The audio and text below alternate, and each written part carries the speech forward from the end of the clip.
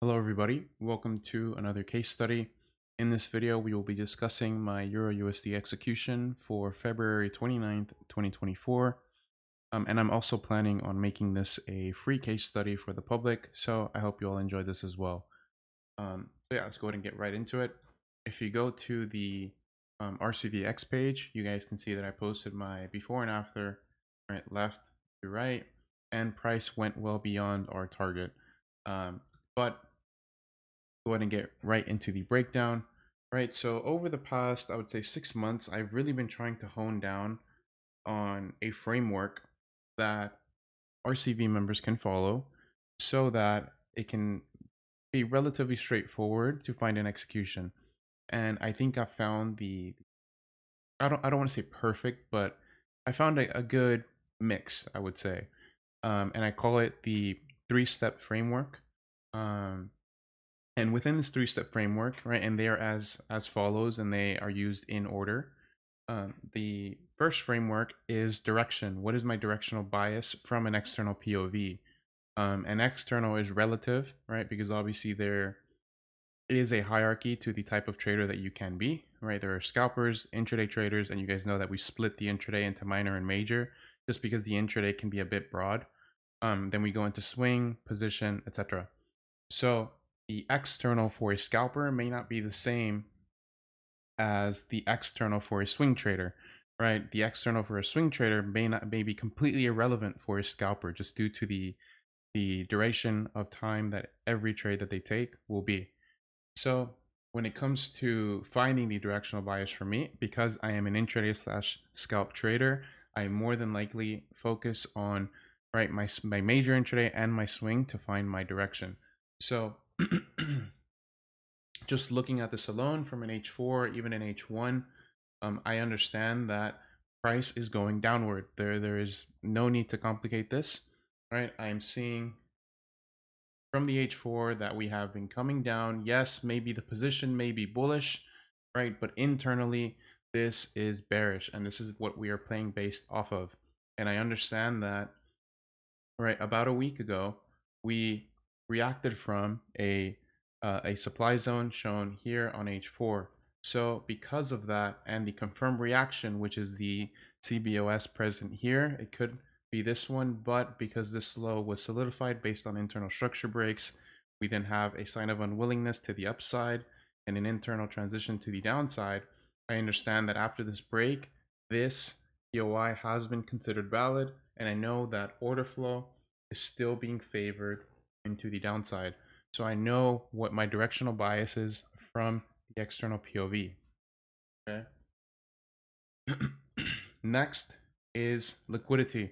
Right? Why do I put liquidity above or liquidity after directional bias? Well, I see liquidity as simply the fuel of the market, right? However, fuel can be taken in both directions, so you can probably play liquidity in both directions, and we will go a bit further into this with this setup.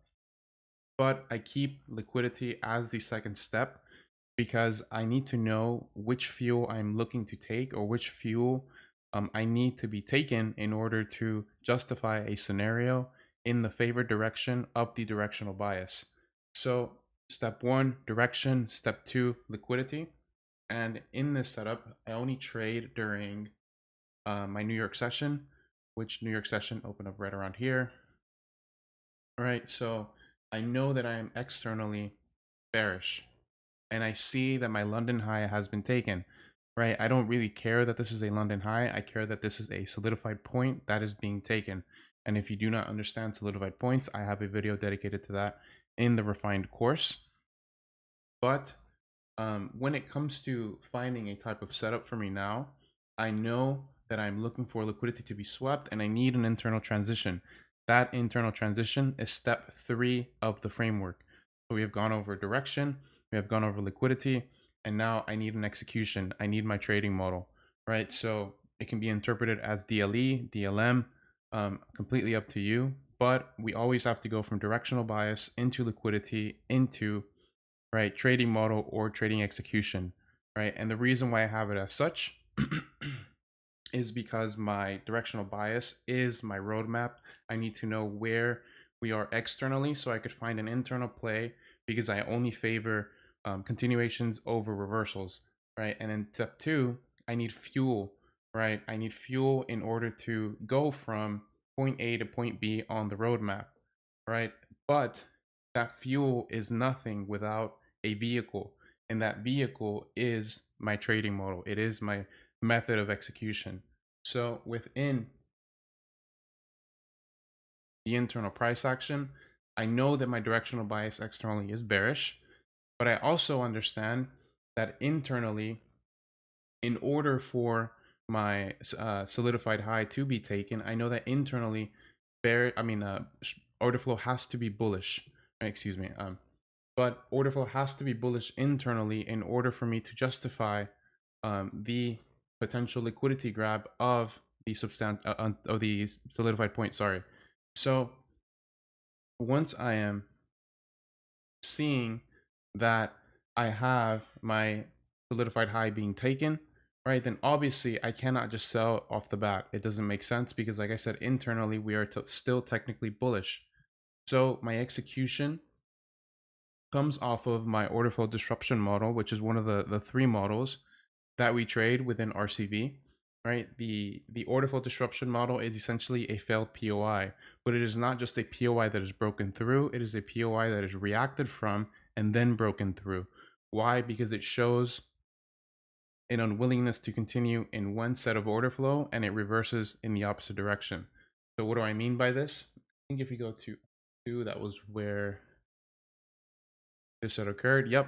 So I have an M2SC, right? However, I cannot just play based on the M2SC, right? It doesn't make sense to buy here. Why? Because of the reasons that I have just discussed.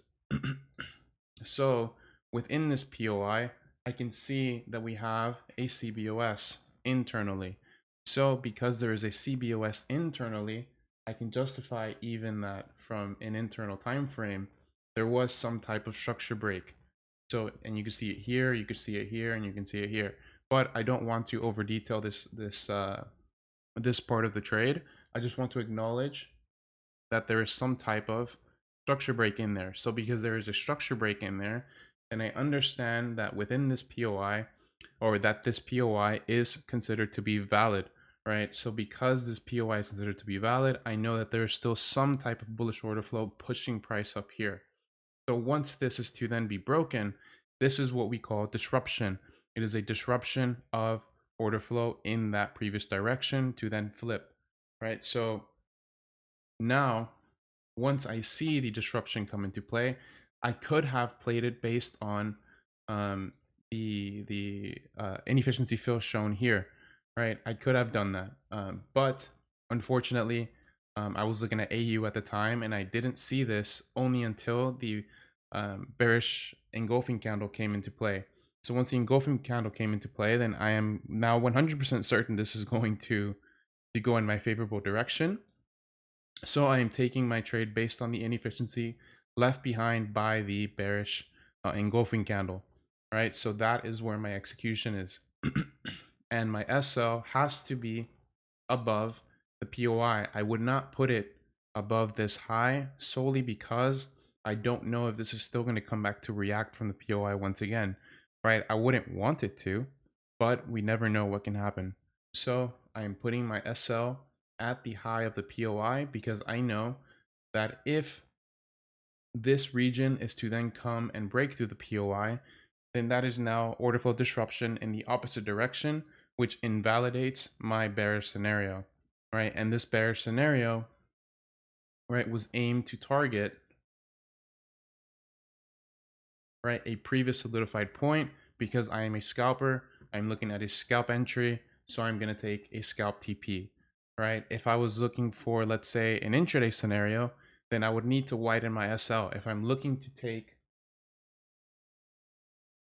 this low here, then my invalidation point to sell here, or to sell to here, is now no longer at the order flow disruption. It is now at the previous high. So if I am looking at this from solely a scalp POV, then my SL can be placed at the disruption here, right? But in hindsight, I could say that, oh, I could have held toward here.